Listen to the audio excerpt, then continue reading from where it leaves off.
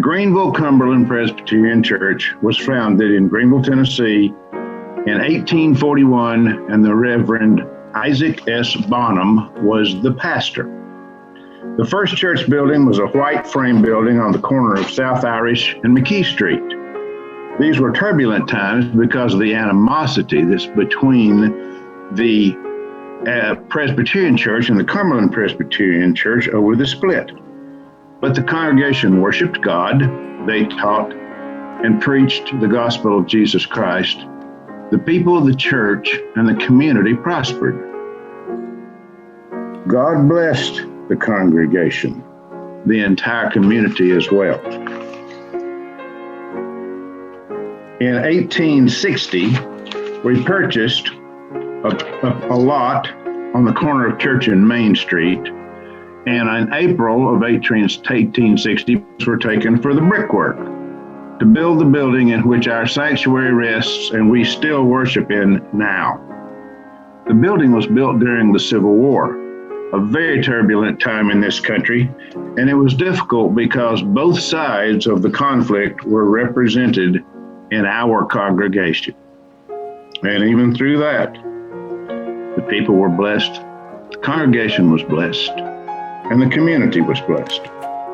In 1918 to 1920, there was an influenza epidemic that killed 50 million people in this country, and many children here. We still worshiped God. We still preached and taught the gospel of Jesus Christ. We suffered through World War I, World War II, and the Korean War, and many young men and women in our church and our community went to serve their country, and many didn't return. But we still worshiped God and preached the gospel of Jesus Christ. At a turbulent time in 1964, which I remember and was part of, the Civil Rights Act of 1964 was passed. And it was a turbulent time, but we invited, and they came to our fellowship hall, the leaders of the Black community, the Black churches, our church, and other churches gathered. And we discussed our differences, we embraced our agreements, and we came to a peaceful conclusion. And the entire community was blessed. In the turbulent times of other wars, Kuwait, Iraq, Afghanistan, the attack of 9/11, many other turbulent times, we continued to worship God, preach the gospel of Jesus Christ, and do our outreach programs. I was asked to talk this morning about the things that I have that are blessings. And it was an easy yes for me to say that I was willing to talk to everybody about the blessings that me and my family feel we've had this last year.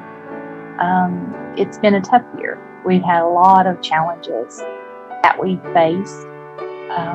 And I know most people know those challenges that we faced, but I think that in the end, as we've come through those challenges, we see now more than we ever fully realized how blessed we are to have family and friends and this church family to support us during times when things aren't so good.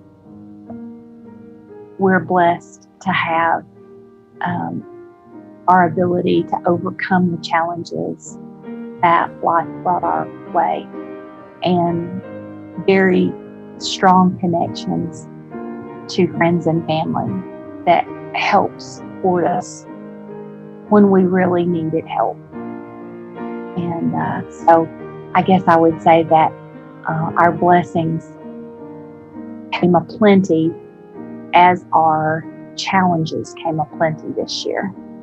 And we recognized that we could make it through.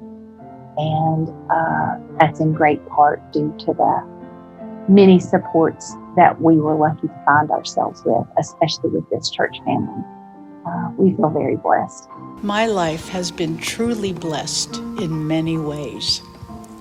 Being loved and supported by a very special husband, 2 adult children, and one grandchild continues to be a huge blessing. Our lives have been blessed by our decision to relocate in this community. And because of that move, we have been blessed to be a part of an accepting, caring church family, as well as being able to meet some wonderful people in the community in which we live. I feel blessed to be able to enjoy the amazing natural beauty of this area and to be healthy and strong enough to enjoy participating in what it has to offer. The list of how I am and have been blessed could go on forever. And the underlying blessing of my life has been a very strong faith in God, one that provides me the strength and the optimism needed to see all of these other blessings. Blessings of hope or blessings of the future. My personal plan is that I hope to stay safe through social distancing and wearing a mask, along with exercising and socializing outside. With that knowledge, I know that it still may not keep me safe. I look forward to in-person church, but I know it's not the best decision for everyone. In the near future, I look forward to a different kind of Thanksgiving, Advent, and Christmas season with more reflection and fewer commitments. I plan to celebrate with my family unit, including 2 grandsons, and anticipating the birth of a granddaughter in January.